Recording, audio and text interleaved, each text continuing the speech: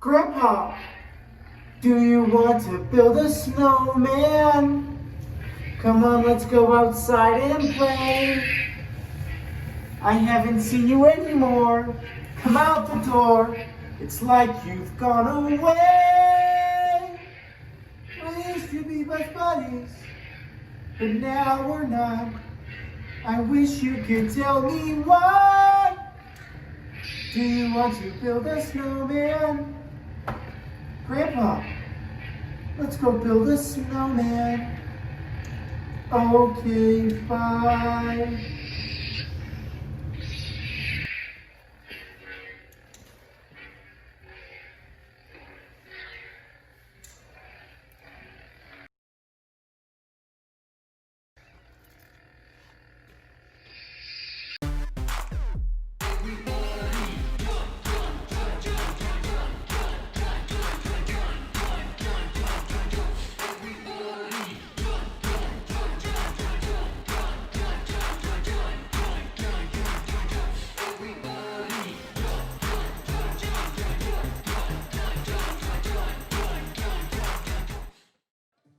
That was wonderful. Oh, man, that was so good. I loved that. Woo!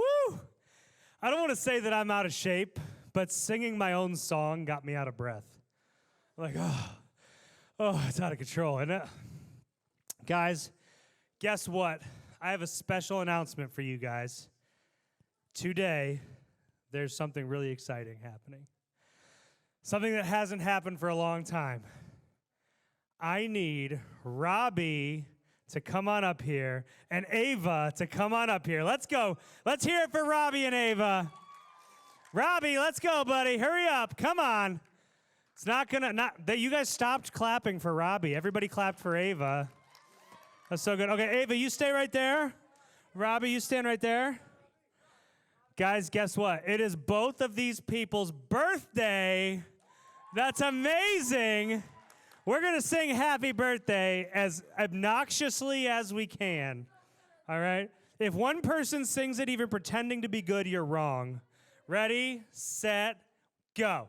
Happy birthday.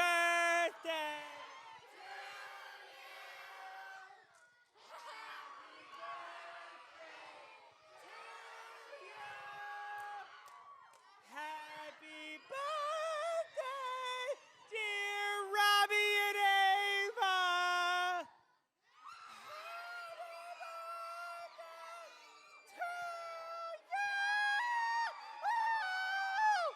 Wonderful. All right, guys, happy birthday. You can get down off the stage. That's so great. You know, I like to do stuff around here just to keep it light, you know? Just really, like, we talk about some pretty heavy stuff here. I talked about myself earlier. That's heavy. And so we're talked about birthdays. That's good stuff. So that's pretty wonderful, right? Now, those of you that are here and it is not your birthday, oh, wow. Everybody clap for someone whose birthday that it's not today. Right? You all got something today. That was all for you. Wonderful stuff. All right, so we're going to start out a new series here today. This is the little special treat for you guys.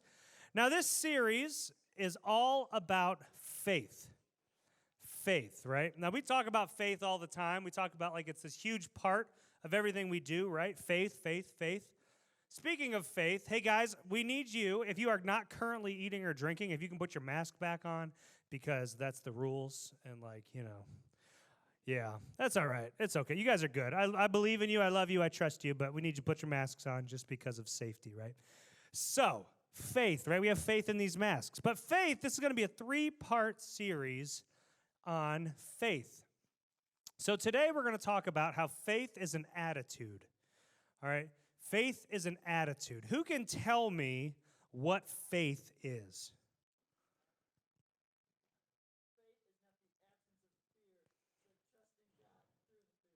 Wow, that was really good. I was just looking for faith as an attitude. But let's clear, yeah, wonderful. I literally just said faith is an attitude, and I got schooled up here. Man, it's ridiculous. So I think you all know now that I don't know what I'm talking about. No, I'm kidding.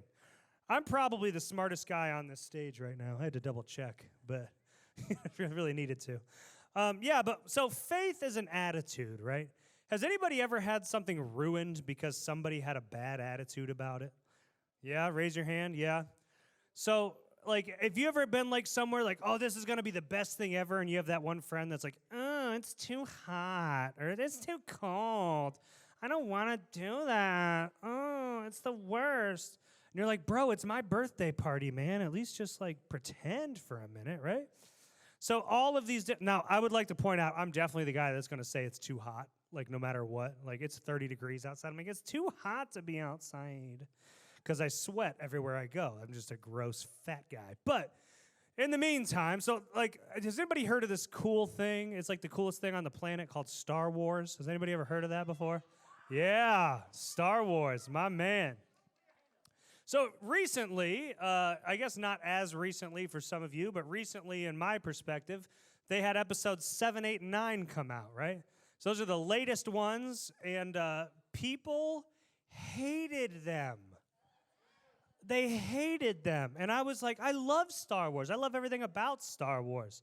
And it's like, even episode 8, when people were like, boo, it's terrible, right? Like, sometimes I just don't, like, tell me if this ever happens to you, right? You really like something, and somebody else is, like, trash-talking it, so you, like, pretend to trash-talk it, too. Yeah? I hate that I do it. Like, it's kind of like lying. But, like, even episode 8, I was like, wow, that had some cool parts in it. And like episode 9, people are like, really? That's the thing that happened? And I'm like, I loved it. It was great. It's Star Wars, right? So attitudes can ruin all kinds of stuff. Now today, we're going to talk about all these different things that have to do with faith and attitudes, okay?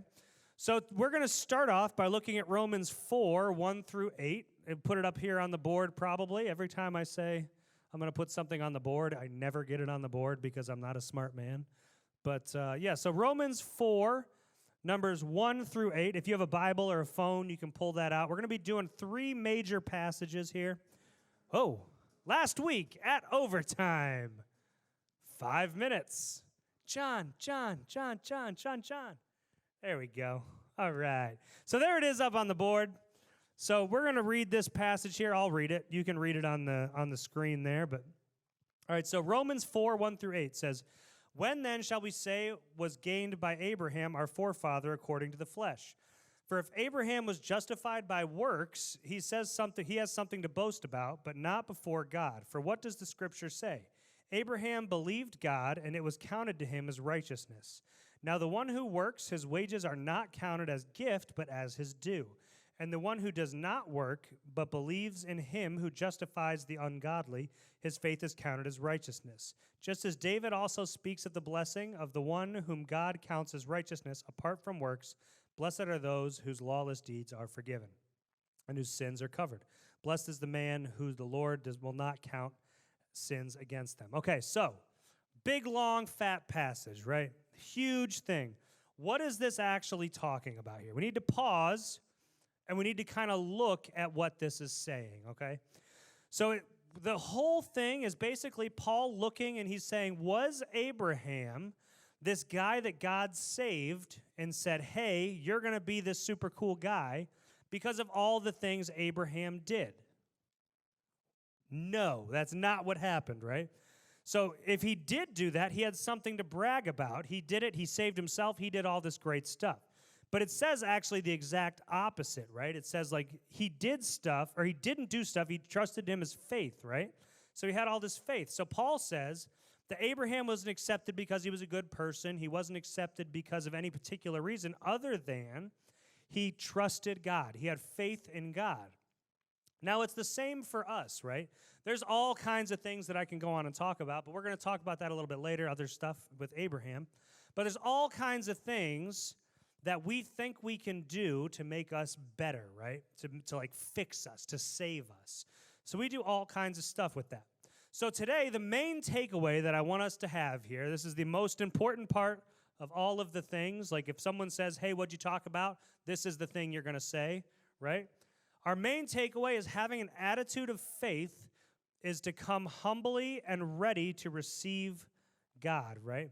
So having an attitude of faith means coming humbly and ready to receive God.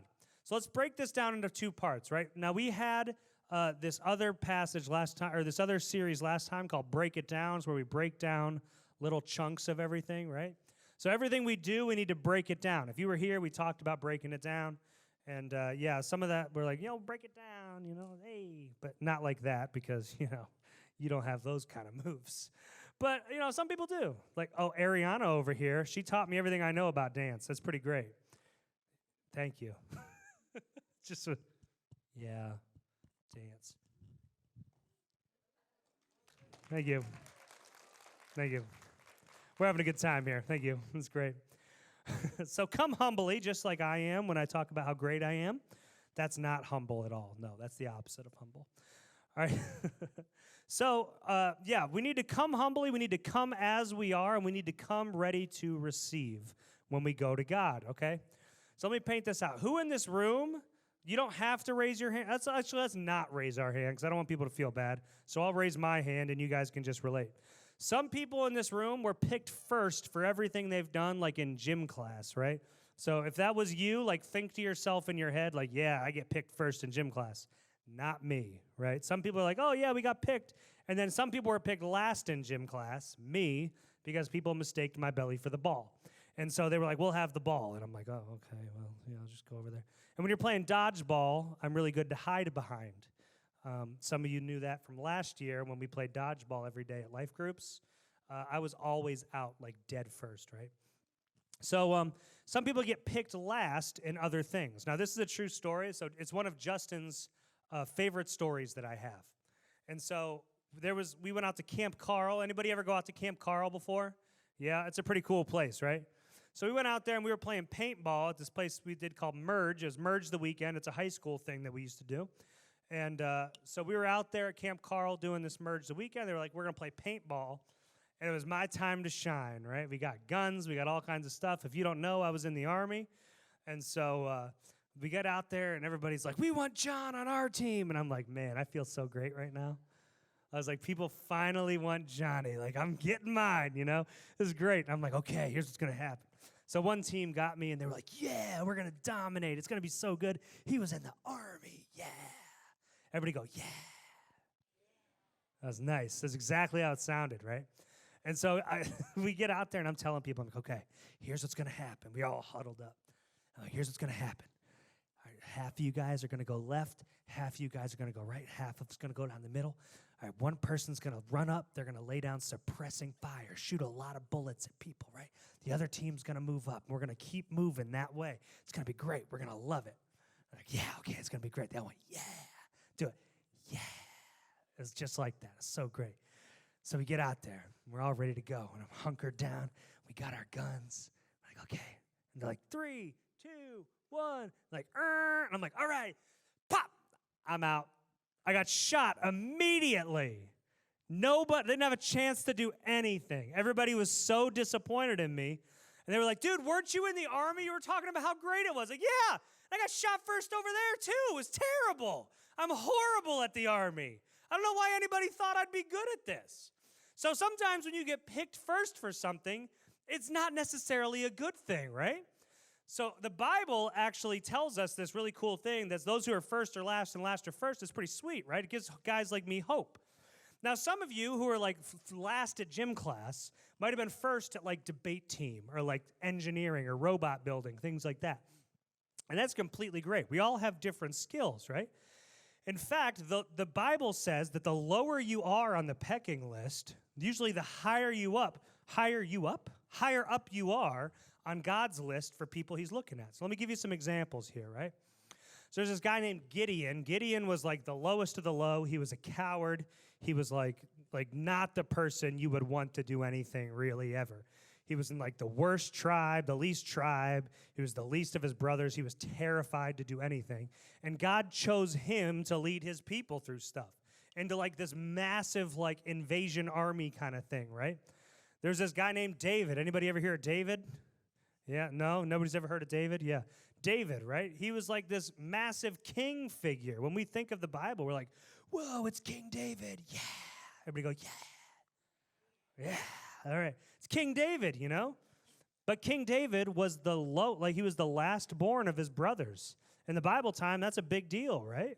He was also from this teeny tiny tribe in Israel. So it's not like he was this anybody, but he had faith in God, and God chose him. The 12 disciples. You ever hear of the 12 disciples? Can anybody name all 12 disciples?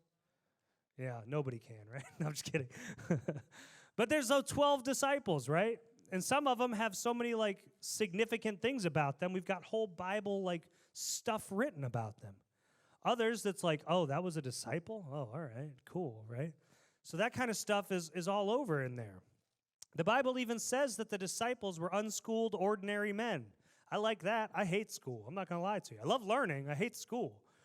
So the Bible even says, like, these guys were just normal people doing normal things. And I bet if you went through and you looked at all the things they did, you would see just how many times these guys, like, screwed up stuff, right? Look at Peter. He's one of my favorite Bible characters of all time because he went from, like, not the guy you'd look at to an awesome guy, right? He did all this stuff. So the 12 disciples weren't these great guys either. So if you ever feel like you're talking to yourself, you're like, man, this isn't so great. You know, I'm not a great guy. I'm not a great girl. I don't do anything. I'm just little old 6th grade me kind of looking for the world. Or like, I'm in 8th grade. Neat. What am I going to do, right? Run for president? No. I mean, it's like, it's out of control, right? You might think you're nothing special. Number one, you're in good company, right? A lot of people that aren't special end up doing great things. God makes us all for a purpose, all kinds of things. I've never been special in my whole life, and I feel like I'm being used by God pretty cool, right? So God's doing all kinds of cool things for everybody, and he's got cool things in plan for you. Number two, if you feel like you're not special, you're made in the image of God. Like, that's the coolest thing you can do, right? If you ever get mad, look at a gopher. You're like, you're not in the image of God.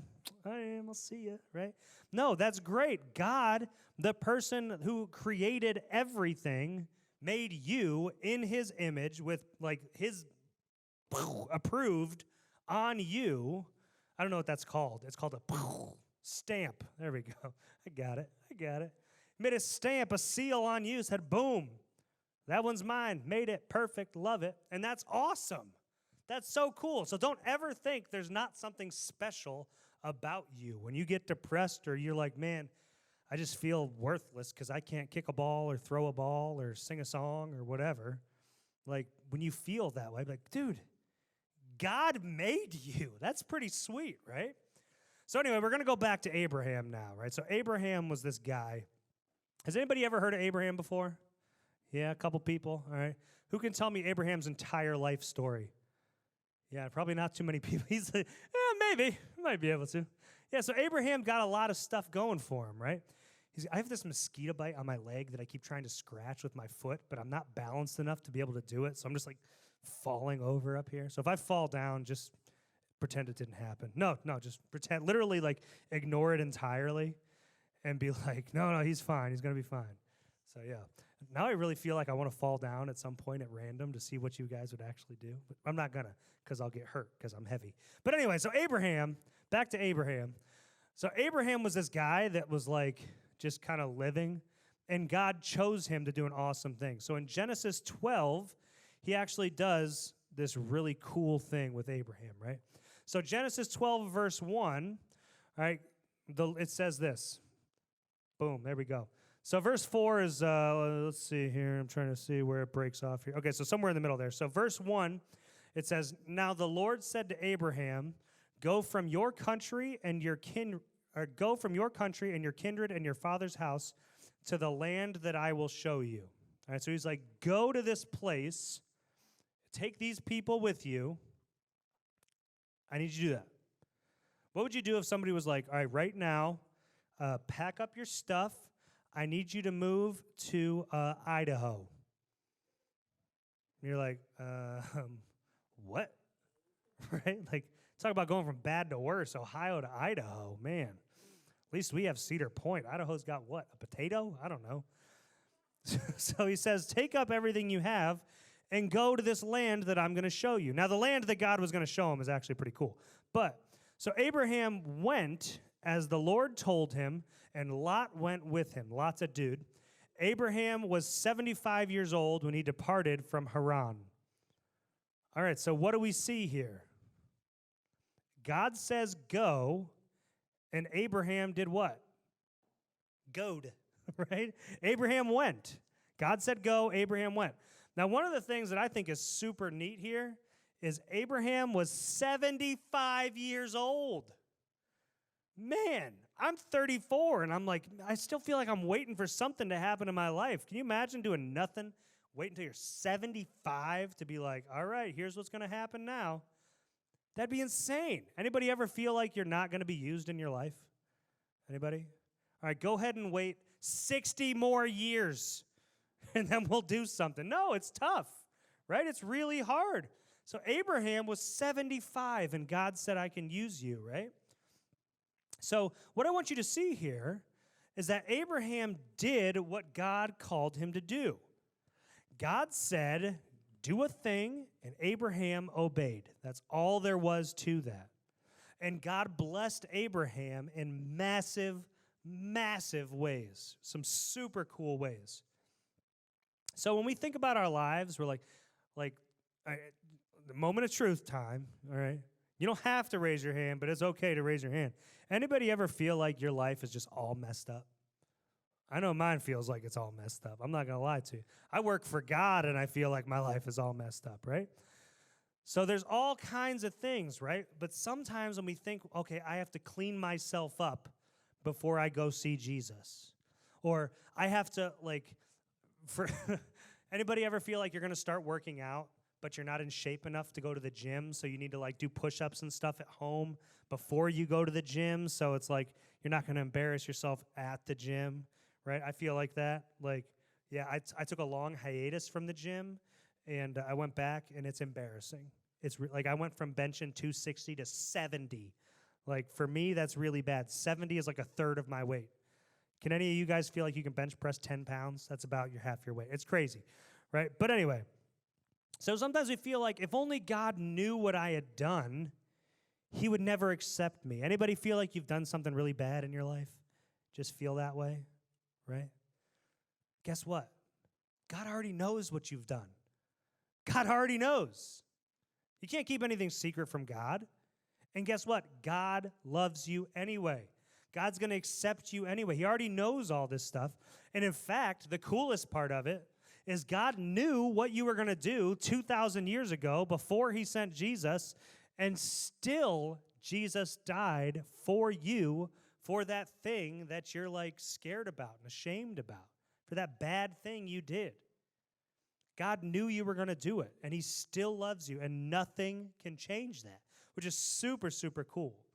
He wants us to give him our messed up lives and all of our baggage and brokenness and our used and abused souls and everything else, and we say, God, here, take it.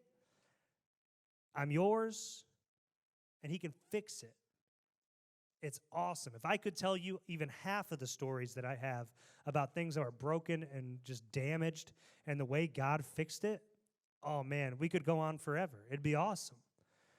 Right? God wants us to have that stuff. So when we feel like we need to be cleaned up before we go, God does the cleaning. God's the one that fixes all the stuff.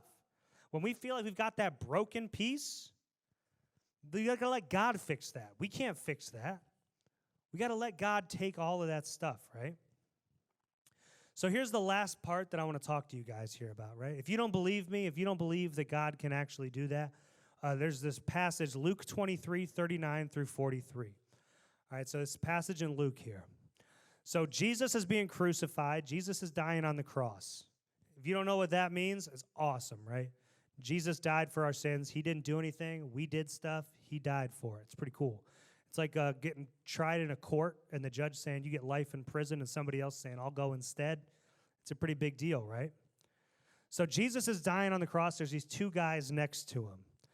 All right, so one of the criminals next to him, right, he says, so let me just read it here. One of the criminals who was hang-railed, let me just read it down here because I don't know what it says.